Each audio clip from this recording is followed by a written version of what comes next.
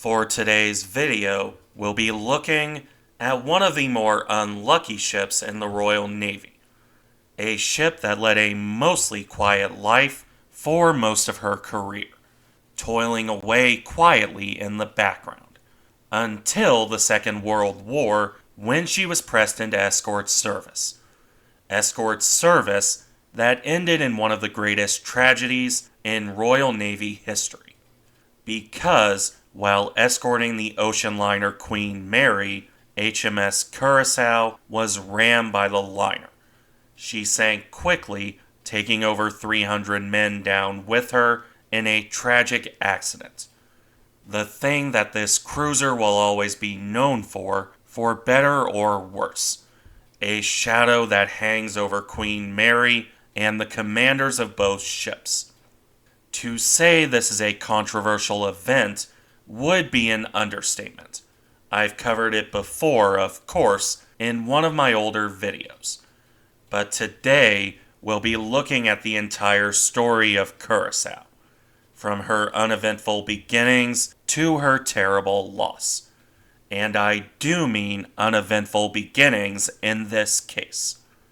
The ship that became Curacoa was laid down on July 13th, 1916. As such, she had already missed much of the Great War, including Jutland. This wouldn't be helped by the time it took to build her. The ship was only launched on May 5th, 1917, and commissioned on February 18th, 1918. That is not particularly slow for a light cruiser. Less than 2 years from keel laying to commissioning. However, it does mean she missed the majority of the Great War. By the time the ship properly joined the Royal Navy in late February, there wasn't much to do. This was true for the battleships and the battle cruisers. It was equally true for the lighter forces. Curacoa would spend most of her time on either training or patrol duty, while she was a flagship of the 5th Light Cruiser Squadron. That didn't change much. Frankly, the time of great battles was gone before she was even launched, let alone commissioned. As a result, Curacoa saw no combat in World War I. She was only in active service for a few months before that conflict ended in November 1918. However, that isn't where this ship's story came to an end. As a relatively modern light cruiser, she would remain in service after the war came to its end. Which is a good point to touch on her initial design before we move on. As a C-class cruiser, Curacoa displaced a bit over 4,000 tons at her standard loading, and around 5,000 tons when fully loaded. This ship was very much a light cruiser designed to defend against destroyers, not really for engaging other cruisers, and definitely not heavier forces. You can see that in the weaponry as well. This consisted of 5 single 6-inch or 152mm guns spread around the hull, starting with a super firing pair on the bow, followed by a third gun amidships behind the 2 funnels, with the final 2 guns in a super firing pair on the stern. Quite enough to fend off any destroyer, but a bit on the lighter side compared to other cruisers. It was also the majority of the ship's firepower.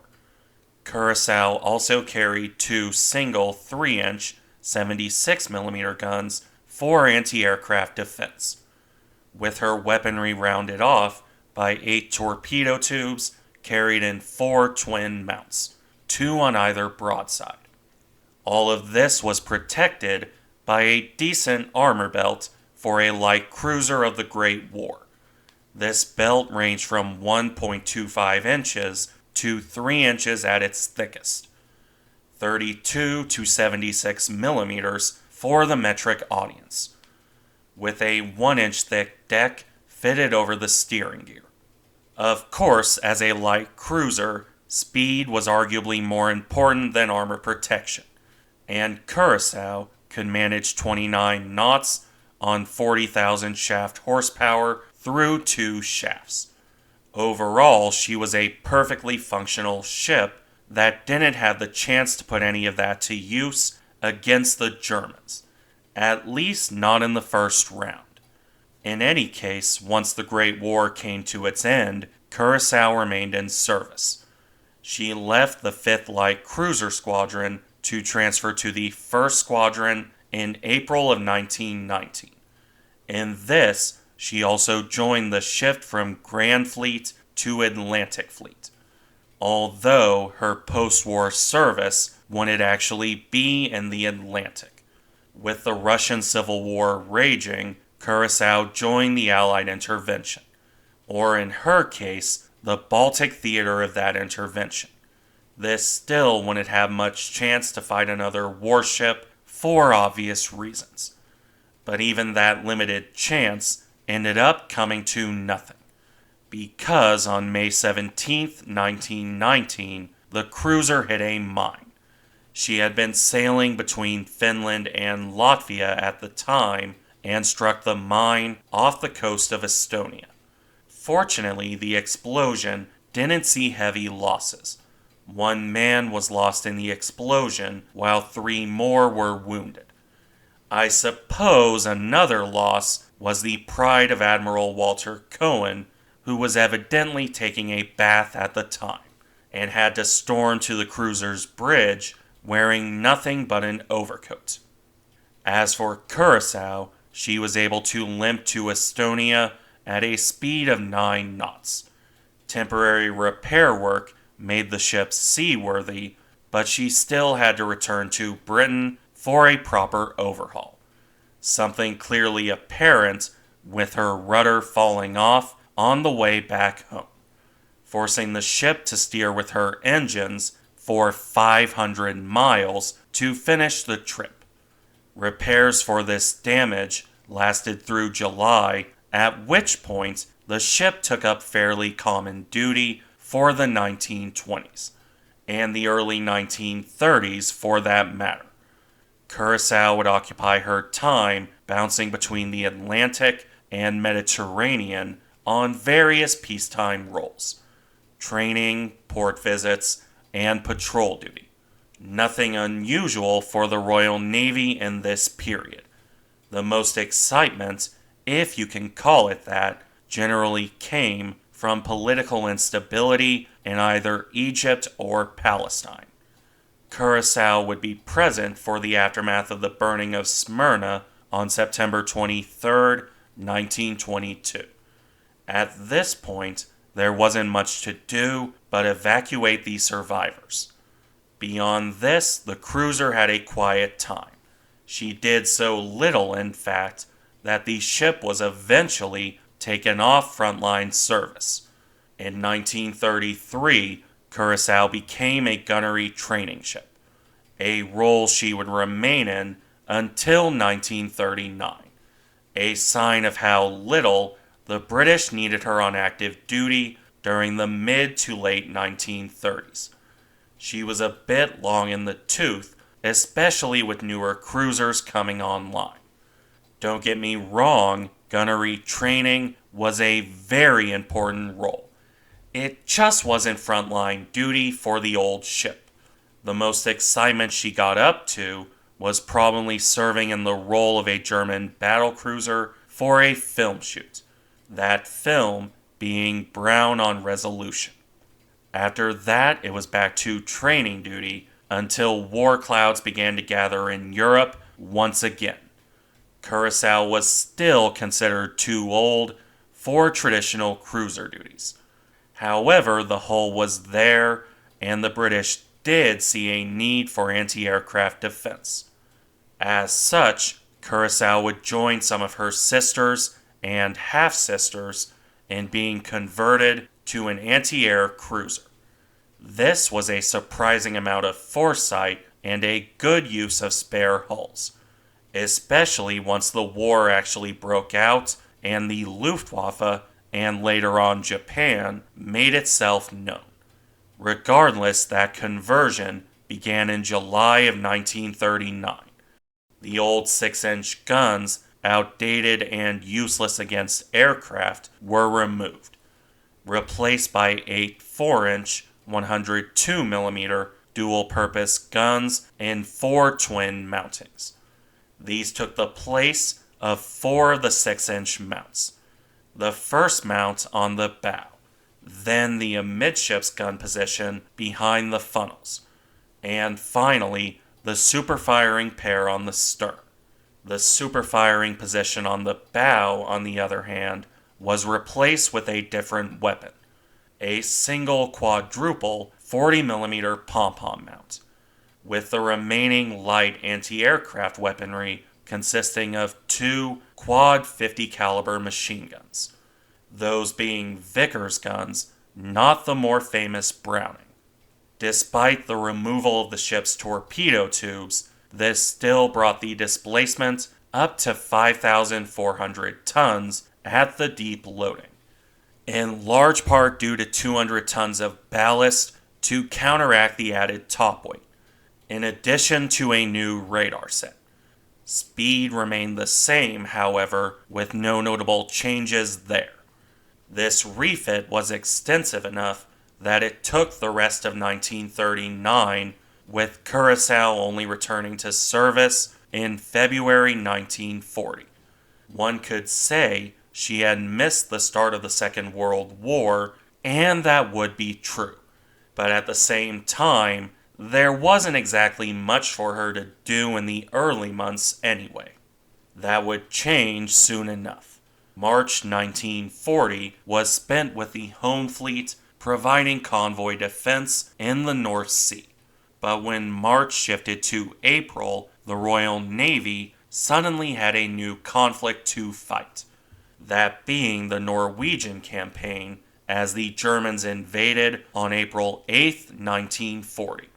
Curacoa was chosen to play fast troop transports for the British response. She loaded up troops from the 148th Infantry Brigade and sailed for Norway. Those would be dropped off as part of Operation Sickle.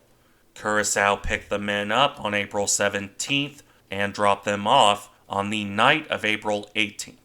At this point, the cruiser was sent back home, arriving back in Britain on the 20th. This would, however, be short-lived. Almost immediately after arrival, the cruiser was sent right back out. Curacoa arrived back off Norway on April 22, 1940, for anti-aircraft duty, during the course of which the ship would be damaged by air attack, specifically by a 250-kilogram, 550-pound bomb to her forecastle, just ahead of the bridge. Exactly how many men were lost differs between sources. I've seen as low as 8 and as high as 30. Either way, this did severe damage.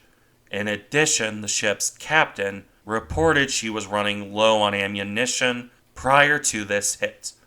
If true, this would be an ominous sign of things to come off of Crete later in the war. For the moment, though, Curacoa returned home for repair work. This would last until August 1940, when the ship was redeployed for more escort duty. That would remain Curacoa's role for the next 2 years, with little of real note during it. She would receive new radar and 20mm guns during refits, but overall, the ship had a quiet life. In any event, this convoy escort duty, broken up mostly by various refits, came to an end in October 1942. Not because Curacoa changed duty, but because she would end up sunk in a tragic accident. On October 2, 1942, the old cruiser was escorting RMS Queen Mary on one of her troop transport runs. This was fairly standard duty by all accounts and should have been uneventful. However, Queen Mary, carrying around 10,000 American soldiers, ended up ramming the cruiser at nearly full speed. Exactly who was at fault for this collision is subject to debate and lawsuits after the war. I've covered this before, and I'll link that video in the description. I may also do a dedicated one later on. For now, the short version. At around 2 p.m., Queen Mary hit Curacoa amidships. The massive liner sliced clean through the cruiser. Curaçao's stern sank quickly, while the bow section remained afloat for a few minutes. Queen Mary continued on, understanding orders to avoid U-boats. 101 of the cruiser's crew, including the captain, survived. 337 or 338 were lost. What is apparent is that both ships were zigzagging as a precaution against submarines.